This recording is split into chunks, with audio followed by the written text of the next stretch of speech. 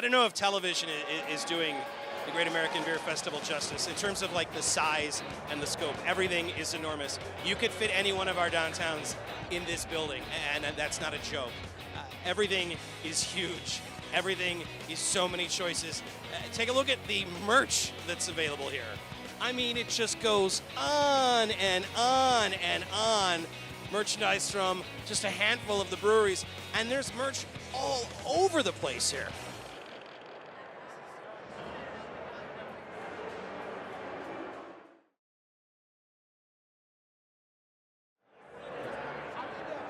All right, so obviously there's tons of great craft beer from production facilities here, but there's also a very, very big focus on home brewing that's going on. This is Gary, you're with the American Homebrewers Association. I figured that out just by looking at your shirt. Yeah, we are the American Homebrewers Association. We're a membership organization for amateur brewers. So, you know, this festival actually originated with the American Homebrewers Association back in 1982. You know, the homebrewing community here in the United States is the lifeblood of craft brewing here. That most of the breweries that are here got started as homebrewers. So it's just all part of one big brewing community. So we've talked to a lot of the home brewers back home, the different groups that are there. Those are local groups, but then there's larger affiliations. How does that work? Yeah, so there's lots of clubs. Most of them are affiliated with the American Homebrewers Association, but we are the national organization. In fact, we're international. We have members all over the world, and for those members, we provide information on how to make better beer, as well as you know, a lot of the breweries that in the United States give discounts to members of the American Homebrewers Association. Like I said, like they got started as homebrewers, and so they want to give back to the homebrewing community. So it's a really symbiotic relationship. It's funny how many breweries we've been to, and when we ask, okay, how did you get started, and they say they got started doing home brewing. Gary, if somebody's thinking about taking up this as a hobby, you're obviously going to say it's a good idea, but you should be aware that it could lead to something that's out of control. It does happen sometimes, but it actually is really easy to get started. We have a lot of resources on our website, homebrewersassociation.org. We got videos that can show you how to do it.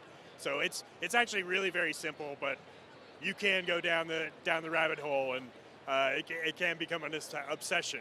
So are you yourself a home brewer? Oh, absolutely. Been brewing over 20 years. What are you really proud of? What have you made lately that your friends won't shut up about? Well, my Saison is the beer people most like, but I've got an Oktoberfest in the fermenter right now.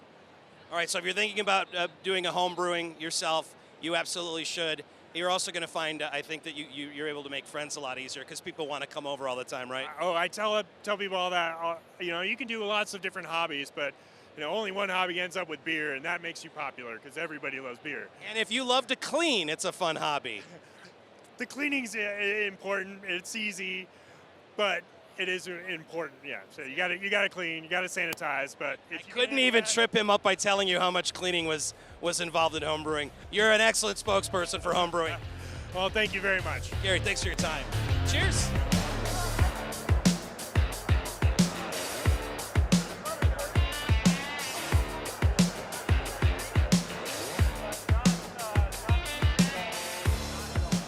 Big festival like this, there's bound to be giveaways, including enter to win a conical fermenter, because sure, I could totally use that.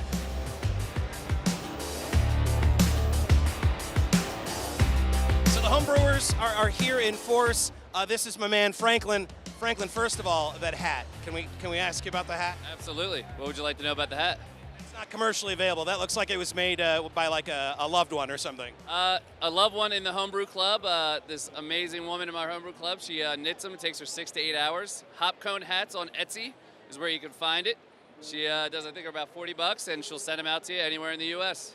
I think you know I must have one. So Franklin, you are yourself a home brewer. Yes, absolutely. And you're here with these are beers that you made. Number 15 actually is the beer that my father and I made. You'll see him around the corner also with a hop hat on. We made the Cucamonga, which is a cucumber cream ale, and we did it with Dogfish Head brew pubs. So you're here with a bunch of other people that do homebrew, and you're giving people a chance to sample what you guys do at home. Oh yeah, yeah. Trying to share the wealth, get everybody interested and get them involved. Normally, when you're serving beer, I imagine it's to friends and family. This has got to be a unique experience where you're able to go to Joe Public and say, try this. This is on a whole new scale. You know, we help out in competitions, things like that. We share our beer. It's a lot of fun, but this is the best stage for it. This is amazing.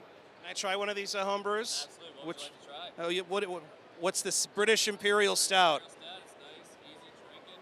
So this was made by Stuart Maples out of Texas, huh? Yes.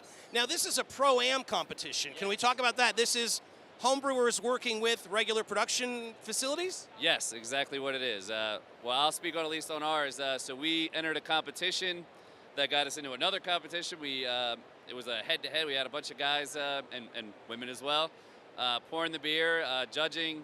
The Dogfish Head Brew Pub head brewer was a part of that. He picked our beer.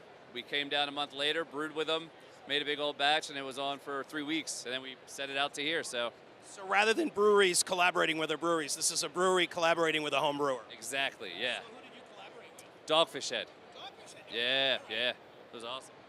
I'm going to have to try that, but first, there's a little matter of this British Imperial Stout. Franklin, thanks for your time. You're very welcome. Cheers.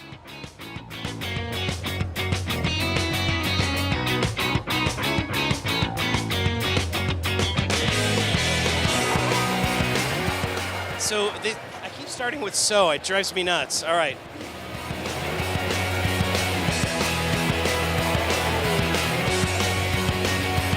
The show's on 10:30 on Saturday night, Kevin. No one's going to see it.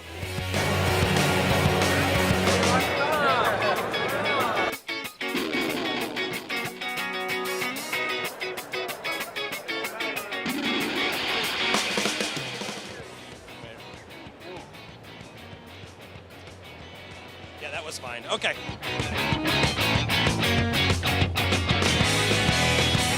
So what they have is a bunch of different breweries across. That was great. Thanks.